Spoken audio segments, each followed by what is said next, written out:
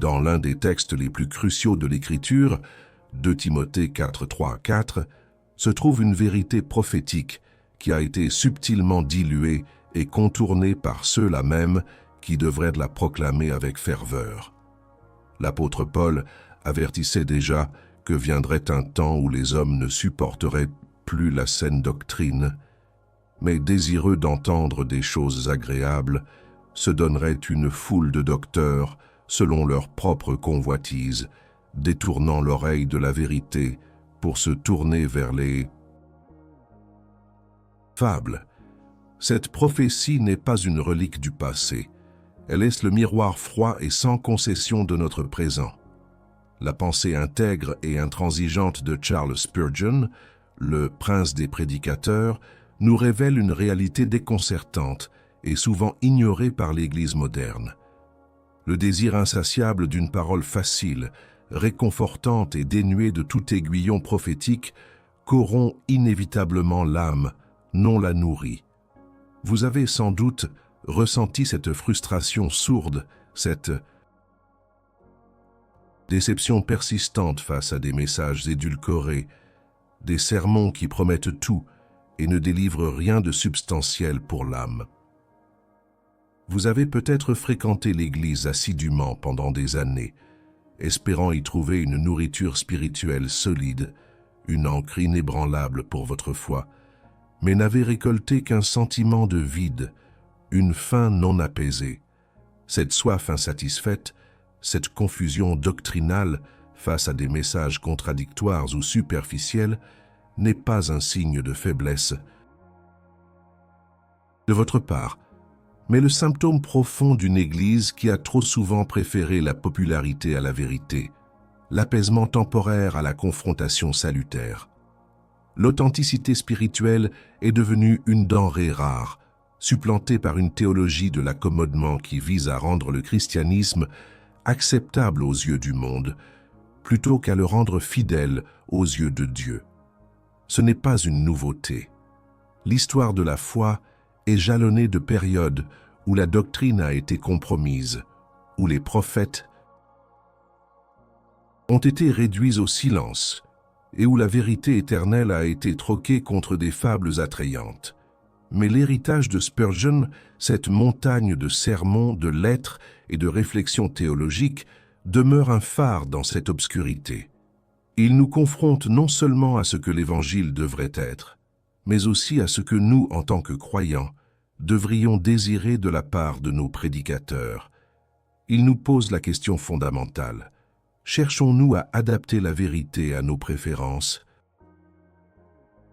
culturelles et personnelles, ou sommes-nous prêts à être nous-mêmes transformés par la puissance inaltérée de la parole de Dieu, même si elle dérange, même si elle contredit nos attentes les plus chères? Cette tension entre la fidélité et l'adaptation n'est pas un simple débat académique. C'est un combat spirituel pour la survie de la véritable foi. Car la dilution du message ne mène pas à une foi plus large, mais à une foi plus faible, incapable de résister aux tempêtes de l'existence ou aux assauts de l'incrédulité. Elle engendre une génération de croyants superficiels, plus attachés aux symboles et aux rituels qu'à la substance divine. Elle fait de l'Évangile un produit de consommation, une source de confort psychologique plutôt qu'une force transformatrice de l'âme, et un appel radical au repentir et à la soumission à la souveraineté de Dieu. Vous vous êtes demandé pourquoi tant de messages contemporains sonnent creux, pourquoi ils manquent de la gravité et de la puissance qu'on attend d'une parole inspirée.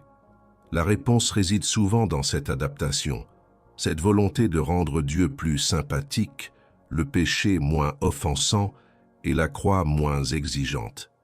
Mais ce faisant, nous ne rendons pas service à l'âme humaine. Au contraire, nous la privons de la seule chose qui puisse véritablement la guérir, la fortifier et la libérer. La vérité sans compromis. L'objectif de cette discussion n'est pas de jeter la pierre, mais de diagnostiquer une maladie spirituelle. profonde qui affecte le corps de Christ. Il est de vous rappeler que votre frustration n'est pas isolée. Elle est partagée par tous ceux qui ont soif d'une foi authentique et persévérante. Elle est, en réalité, un signe que le Saint-Esprit est à l'œuvre en vous, vous poussant à chercher au-delà des apparences, à creuser plus profondément, à exiger une nourriture spirituelle digne de ce nom. Nous explorerons la richesse des sermons de Charles Spurgeon, non pas comme des curiosités historiques, mais comme des modèles intemporels de prédication fidèle.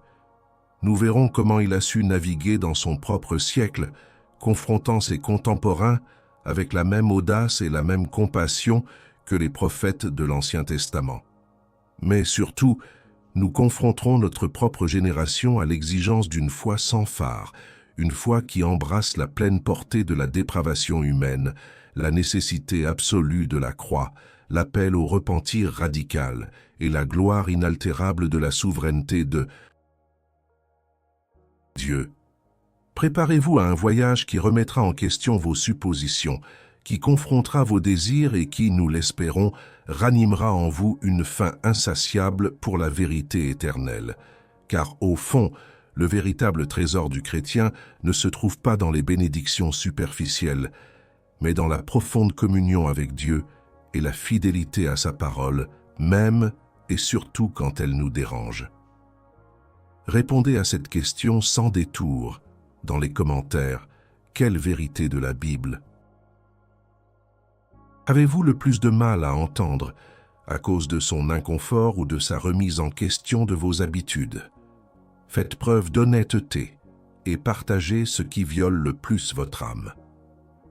Le christianisme moderne, dans sa quête d'accessibilité et de pertinence culturelle, a souvent troqué la profondeur pour la largeur, la substance pour la surface. Cette complaisance spirituelle a engendré une foi insatisfaisante, un christianisme stagnant qui, en dépit des foules et des ressources, peine à produire des disciples robustes et enracinés dans la vérité. La douleur d'un tel christianisme est palpable. C'est la frustration de fréquenter l'Église pendant des années sans expérimenter une transformation réelle, une vraie rencontre avec la soberania de Deus, un repentir sincère et durable qui change le cours de l'âme. Nous nous retrouvons avec des assemblées pleines de personnes spirituellement anémiques, incapables de discerner le péché dans leur vie, encore moins de le combattre efficacement. C'est le symptôme le plus évident de la théologie de l'accommodement, cet inimigo commum, qui nous vole le véritable trésor du chrétien. Charles Spurgeon, en son temps, a prêché à une époque où le modernisme théologique commençait déjà à saper les fondations de la foi. Il a résisté avec une force et une clarté rares, comprenant que la fidélité à la parole de Dieu n'était pas négociable. Pour lui, un sermon n'était pas une opportunité de divertir ou de plaire aux sensibilités de l'auditoire, mais une déclaration solennelle de la vérité divine, un appel à la repentance et à la soumission à la volonté de Dieu. Il ne recherchait pas la popularité facile, mais la gloire de Dieu et la sanctification de son peuple. Dans ses sermons, la croix était centrale. Le péché était exposé sans fard et la grâce de Dieu était glorifiée comme l'unique moyen de salut, pas comme une licence pour la négligence spirituelle. La révélation de l'idolâtrie subtile est au cœur du diagnostic de notre ère. Aujourd'hui, comme au temps de Spurgeon, la recherche de bénédictions matérielles, de succès personnel ou d'un bien-être émotionnel immédiat a trop souvent pris la place de la quête ardente et exclusive de Dieu lui-même. Cette déviation, ce glissement de la gloire de Dieu vers nos propres conforts, est une forme d'idolâtrie. Nous voulons les cadeaux de Dieu sans la présence du donateur, la paix sans la soumission, la prospérité sans la sanctification. Le trésor du chrétien a été redéfini par une culture qui valorise l'accumulation visible plutôt que la richesse invisible de l'âme. Spurgeon n'aurait pas hésité à confronter cette illusion. Pour lui, la vraie prospérité divine n'était pas mesurée en biens terrestres ou en succès mondain, mais dans la richesse de la relation de l'âme avec Dieu. Elle résidait dans l'assurance du salut, la joie dans la souveraineté de Dieu, la paix au milieu de l'adversité et la croissance dans la sainteté. Il comprenait que ce trésor impérissable du Saint-Esprit est caché dans la communion intime avec le Créateur, dans la méditation profonde de sa parole et dans une vie de prière fervente, et non dans la course effrénée aux bénédictions que Dieu accorde parfois. Ces bénédictions, si elles viennent, sont des accompagnements de la vie avec Dieu, non le but ultime de notre foi.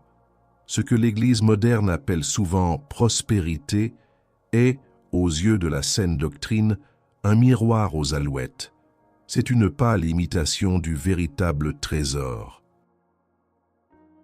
L'évangile du confort promet un chemin facile vers une vie sans douleur, ignorant le fait que la sanctification passe souvent par le creuset de l'épreuve. Il prêche un Dieu à notre image, un Dieu qui existe pour satisfaire nos désirs, au lieu du Dieu souverain qui exige notre soumission absolue. Ce Dieu accommodant est une idole forgée par nos propres mains, incapable de sauver l'âme ou de fournir un fondement inébranlable pour la vie éternelle. La profondeur de la dépravation humaine est un concept que l'Église contemporaine a souvent du mal à accepter, car il contredit notre culture de l'auto-estime et de l'auto-glorification. Pourtant, sans une compréhension claire de notre état de péché radical, la croix devient moins urgente et la grâce de Dieu moins miraculeuse. Spurgeon insistait sur la réalité du péché originel, non pas pour accabler ses auditeurs, mais pour les diriger vers la seule solution véritable, la crouse de Jésus-Christ et le repentir authentique. Il ne minimisait jamais la gravité du péché, car il savait que le salut résidait dans la reconnaissance de notre incapacité totale à nous sauver nous-mêmes. Ainsi, le diagnostic de la vérité révèle que la superficialité des sermons modernes n'est pas seulement une question de style ou de préférence, c'est le symptôme d'une doctrine affaiblie, d'une foi qui a perdu son ancrage dans la réalité de Dieu. C'est le résultat d'une préférence pour une adaptation confortable du message au lieu d'une traduction fidèle et exigeante. Nous sommes appelés à sonder nos cœurs, à examiner ce que nous désirons vraiment de la prédication. Cherchons-nous des paroles qui confirment nos préjugés et apaisent nos angoisses superficielles, ou désirons-nous la vérité tranchante qui pénètre jusqu'à la moelle, exposant le péché et nous appelant à une vie de sainteté radicale?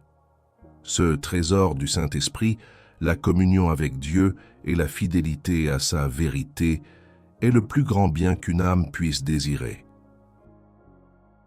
Mais sa découverte exige que nous abandonnions nos idoles de confort et de succès mondains.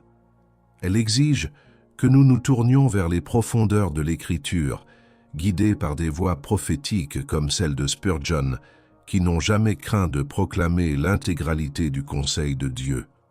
La véritable prospérité divine est une richesse intérieure, une résilience de l'âme forgée dans la fournaise de l'obéissance et de la souffrance pour Christ. C'est une connaissance de Dieu qui surpasse toute connaissance. C'est une foi qui ne vacille pas, même lorsque le monde s'écroule autour de nous, car son ancre est jetée dans les réalités éternelles. Mais comment cette foi peut-elle prospérer si la semence de la parole est constamment altérée avant d'être plantée? Comment l'âme peut-elle être nourrie si on lui offre de la paille au lieu du grain pur?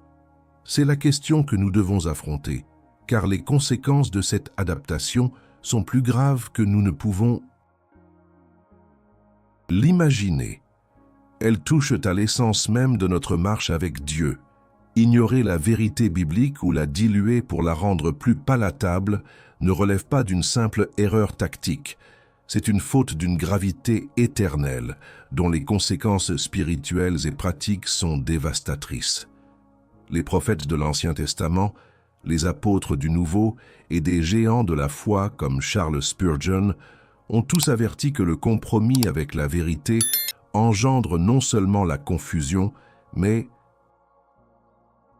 aussi un juízo silencieux et progressif sur l'Église et l'âme individuelle. La douleur d'une foi insatisfaisante dont nous avons parlé n'est que la pointe de l'iceberg. En dessous se cachent des abîmes de désespoir, d'apostasie et d'un vide spirituel qui ronge la substance même de notre relation avec Dieu. L'évangile de l'accommodement, cet inimigo commun redoutable, promet la paix sans la crouse, le réconfort sans le repentir et la bénédiction sans l'obéissance radicale. Mais ce qu'il offre, ce n'est pas la prospérité divine, mais une illusion éphémère. La prospérité que le monde ne comprend pas est un paradoxe qui échappe à cette mentalité. Être riche en foi, tout en étant pauvre aux yeux des hommes, est la marque des véritables disciples du Christ.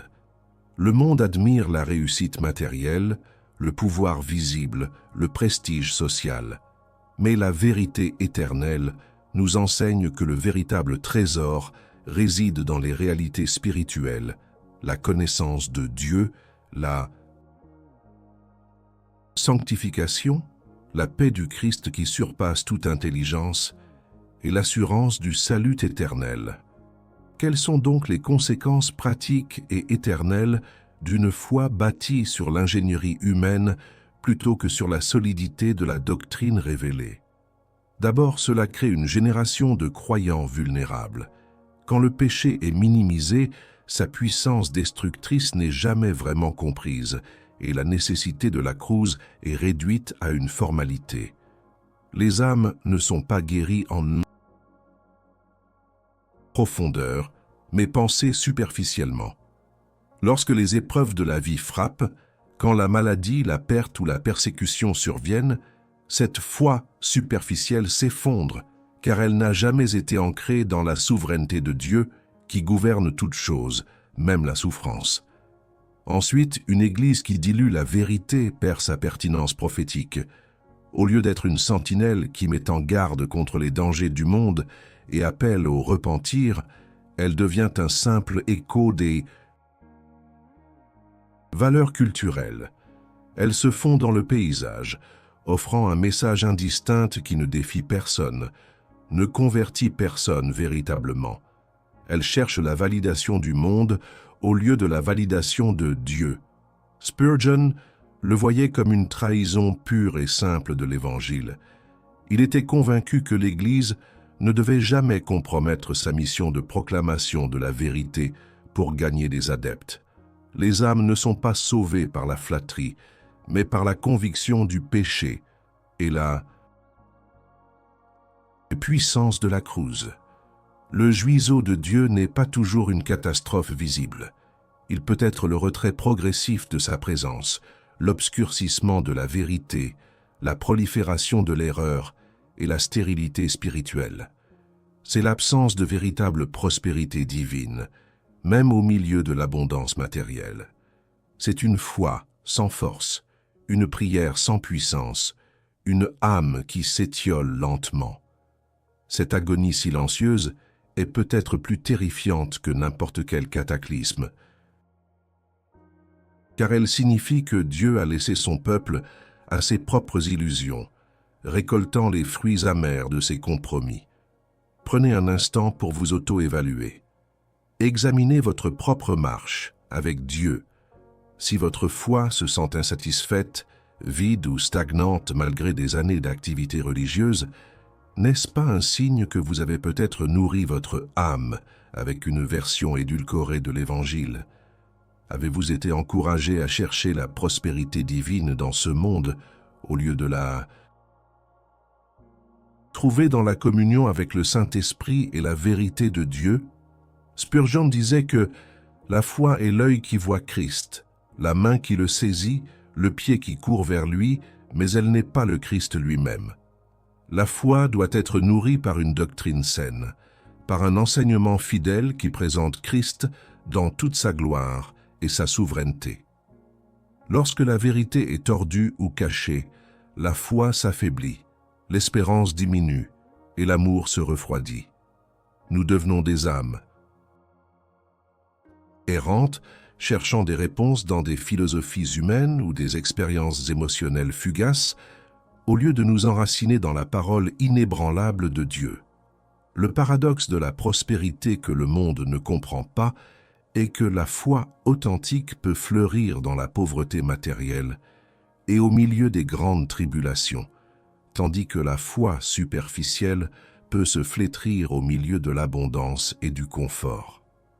Car le trésor impérissable n'est pas de ce monde, il est éternel. Il est la vérité de Dieu gravée dans le cœur par l'Esprit Saint. Ce n'est pas une coïncidence si les périodes de grande ferveur spirituelle et de réveil ont toujours été précédées ou accompagnées d'un retour à la prédication non diluée de la parole de Dieu. L'histoire de la foi est claire. La puissance de Dieu se manifeste lorsque sa vérité est proclamée avec audace, sans crainte des hommes, mais avec le seul désir de glorifier Dieu et de sauver les âmes. Nous sommes donc confrontés à un choix crucial. Continuer à errer dans les méandres d'une foi superficielle et insatisfaisante, ou nous éveiller à la gravité de la situation et exiger la vérité sans compromis. Cette exigence commence par une remise en question personnelle profonde de ce que nous avons accepté comme nourriture spirituelle jusqu'à présent. Dans un seul mot, décrivez ce qui vous manque le plus dans les sermons modernes. Substance, vérité, confrontation, prophétie, profondeur ou autre chose. Faites votre admission publique dans les commentaires ci-dessous. Votre honnêteté est un acte de foi.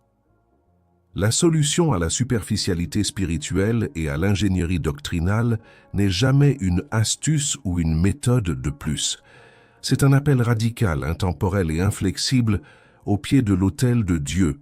Ce n'est pas un chemin vers le confort, mais vers la sanctification. Ce n'est pas une recherche de ce que Dieu peut nous donner, mais de ce que nous pouvons lui donner en retour. Notre âme tout entière dans un repentir sans réserve et une soumission totale à sa souveraineté. La foi authentique ne commence pas par une demande, mais par une reddition inconditionnelle. L'héritage de Charles Spurgeon, loin d'être une relique du passé, est une feuille de route pour cette solution radicale. Il a passé sa vie à révéler le véritable trésor de l'âme, un trésor qui n'est pas mesurable en termes de richesse mondaine ou de popularité, mais en termes de relation intime avec Dieu par le Saint-Esprit. Spurgeon a découvert que la richesse de l'âme surpasse infiniment toutes les délivrances financières ou les conforts terrestres. Il a compris que la prospérité divine n'est pas l'absence de problèmes, mais la présence de Dieu au milieu des problèmes, la capacité de trouver la joie dans le Seigneur, même quand tout autour s'effondre. Ce véritable trésor est la connaissance de Dieu, la vérité de son caractère et de ses voies, la compréhension de la profondeur de notre péché et de l'ampleur de sa grâce révélée à la croix. C'est le trésor impérissable du Saint-Esprit, une richesse qui ne peut être volée, détruite ou ternie par les circonstances de ce monde. Il est la paix qui dépasse toute intelligence, la joie ineffable et la certitude de la vie éternelle en Christ. Alors, quel est cet appel à l'autel? Premièrement, c'est un appel au repentir radical, non pas un simple regret pour nos erreurs, mais une transformation complète de l'esprit, une détestation du péché et un retournement total vers Dieu.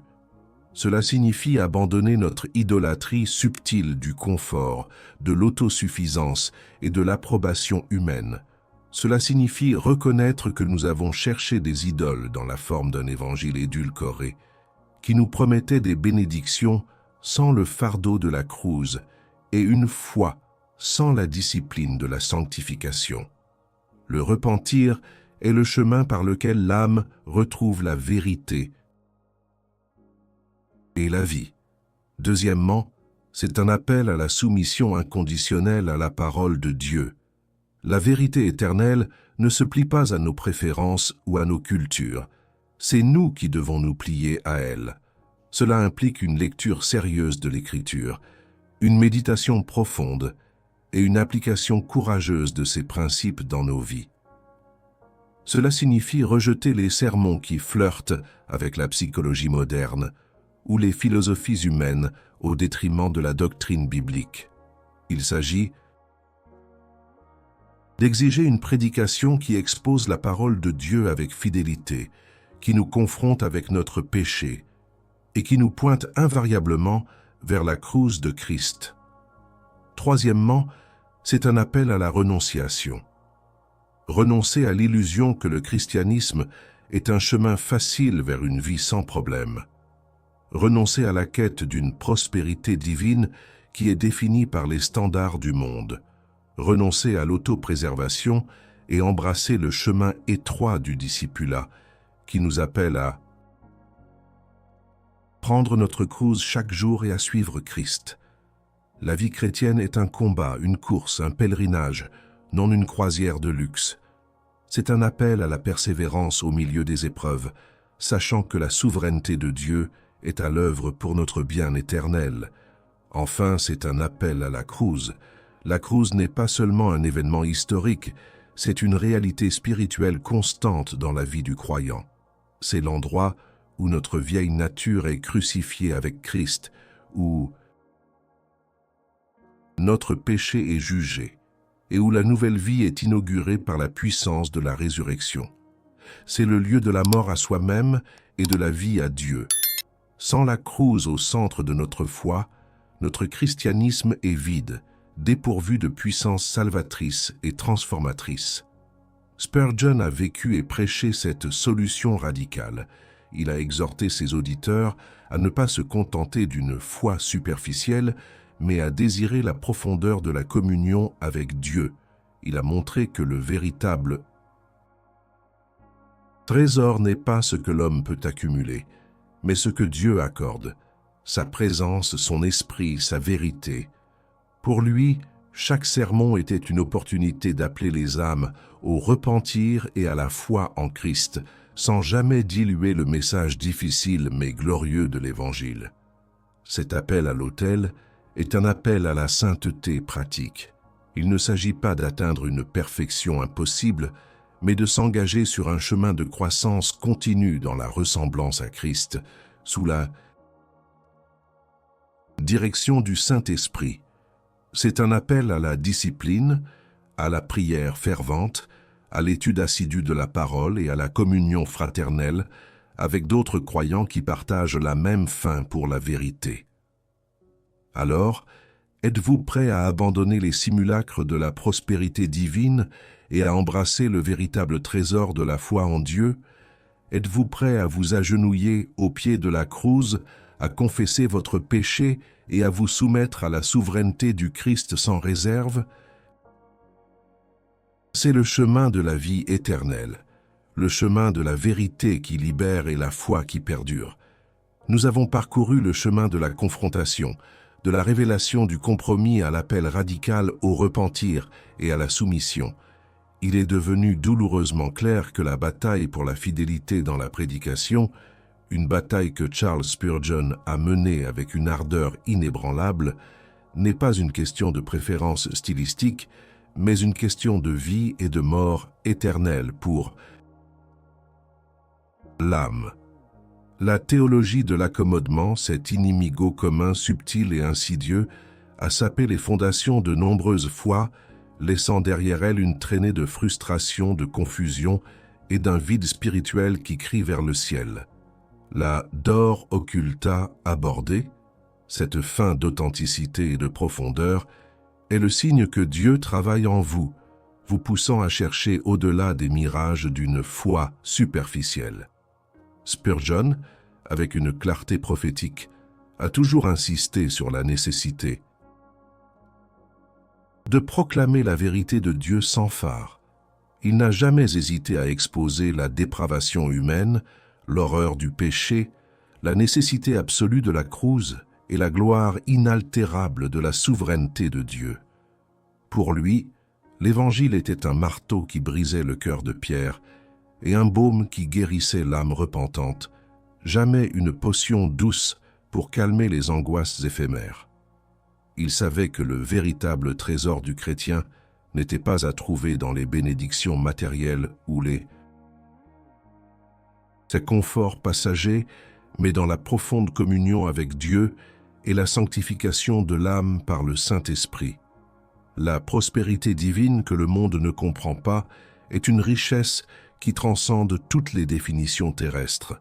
C'est la richesse de la foi qui persévère dans l'adversité, la richesse de l'espérance qui ne déçoit jamais, la richesse de l'amour qui se sacrifie. C'est la vérité qui nous libère de l'esclavage du péché et nous ancre dans la réalité éternelle du royaume. De Dieu, ce trésor impérissable n'est pas le fruit d'une quête égoïste de bénédiction, mais la conséquence d'une vie entièrement donnée à Dieu dans un esprit de repentir et d'obéissance. La question n'est donc pas de savoir si nous aimons Spurgeon, mais si nous aimons la vérité qu'il a prêchée. Sommes-nous prêts à nous soumettre à la parole de Dieu dans son intégralité, même lorsque cela nous confronte, même lorsque cela démolit nos idoles personnelles et nos attentes mondaines? C'est le chemin de la sanctification, le chemin de la foi authentique qui perdure jusqu'à la fin. La crouse de Christ n'est pas un accessoire décoratif, mais le lieu de notre mort et de notre résurrection spirituelle, le point central de toute vérité éternelle. La superficialité du christianisme moderne n'est pas seulement un problème de sermon, c'est un problème de cœur. C'est une âme qui a soif de lait alors qu'elle devrait désirer la nourriture solide. C'est une foi qui a peur de la profondeur, de la confrontation avec le péché et de la glorification inconditionnelle de Dieu seul. Mais la bonne nouvelle est que la vérité demeure éternelle et immuable. Elle est disponible pour tous ceux qui ont faim et soif de justice. Ne vous laissez pas tromper par les promesses creuses d'une foi facile et d'une prospérité divine selon les standards du monde. Le véritable trésor est bien plus grand, bien plus durable et infiniment plus satisfaisant. Il est en Dieu, lui-même révélé dans sa parole, confirmé par son esprit et offert à tous ceux qui se repentent et croient au Seigneur Jésus-Christ. L'exemple de Spurgeon et de tous les géants de la foi qui l'ont précédé et suivi est un témoignage puissant de cette réalité. Ils nous appellent à une foi courageuse, sans compromis, ancrée dans la souveraineté absolue de Dieu. Cet appel final est pour vous. Il s'agit de choisir la vérité plutôt que le confort, la profondeur plutôt que la superficialité, la croix plutôt que les couronnes terrestres. Il s'agit de choisir Dieu par-dessus tout, de chercher son royaume et sa justice en premier, et de lui faire confiance pour tout le reste. C'est une décision qui transformera votre âme, qui fortifiera votre foi et qui vous prépare à l'éternité. La confrontation est le premier pas vers la libération. La vérité est la seule voie. Le chemin de la foi authentique est souvent solitaire dans un monde saturé de superficialité et d'accommodement. Vous avez ressenti cette dor occulta abordée, cette frustration de l'inauthenticité spirituelle, ce sentiment que quelque chose de vital est manquant dans le christianisme ambiant. Ce que nous avons exploré ensemble, c'est que cette douleur n'est pas un défaut de votre part, mais une boussole interne, divinement implantée, qui vous pousse vers la profondeur, vers le trésor impérissable, qui se trouve dans la vérité sans compromis de l'Évangile. C'est le Saint-Esprit qui travaille en vous, vous rendant insatisfait des miettes pour que vous puissiez désirer le festin de la parole de Dieu.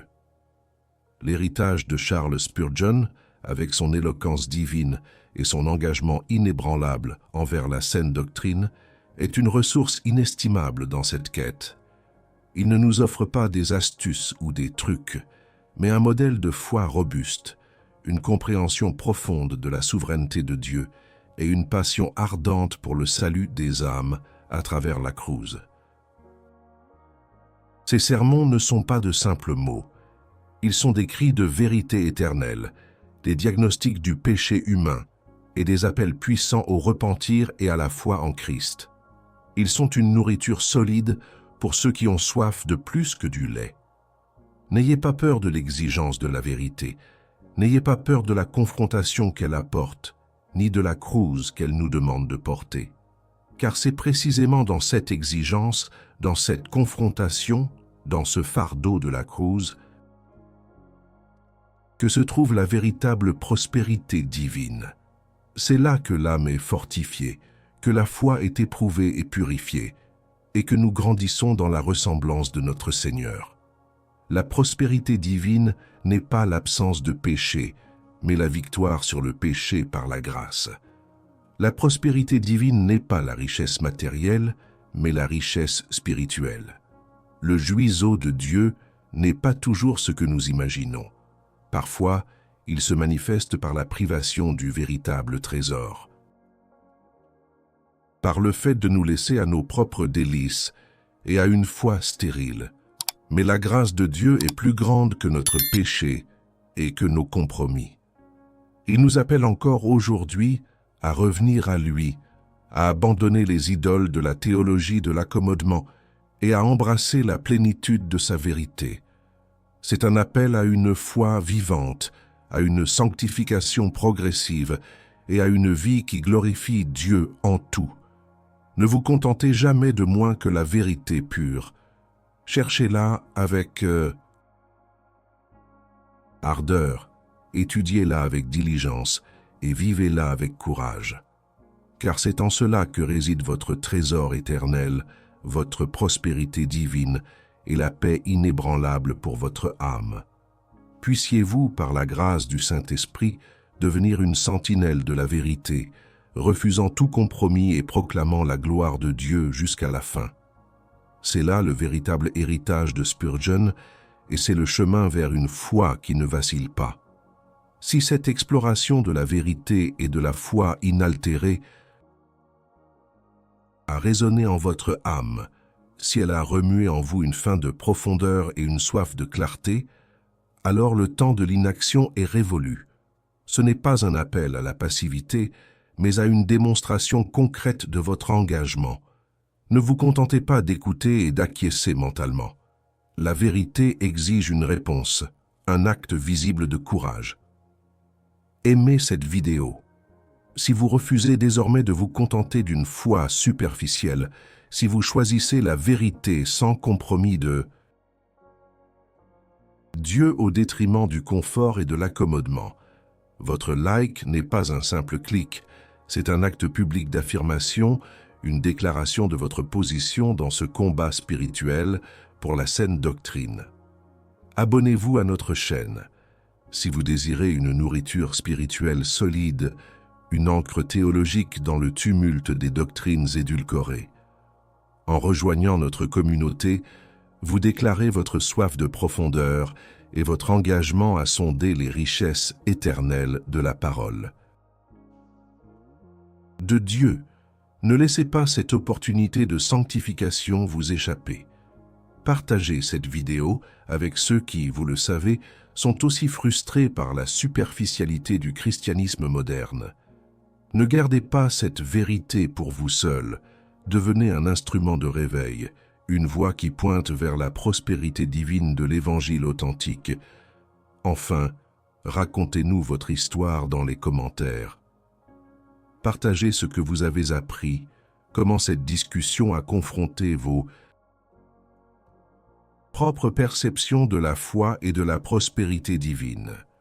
Exprimez les défis que vous rencontrez dans votre quête de vérité et comment la pensée de Spurgeon ou d'autres géants de la foi à éclairer votre chemin. Ce n'est pas un simple forum, c'est un espace de témoignage, de communion et de renforcement mutuel. Votre engagement est plus qu'un support pour cette chaîne. C'est un témoignage de votre foi en Dieu, un acte de repentir contre la complaisance et un pas courageux vers la souveraineté du Christ. Agissez maintenant.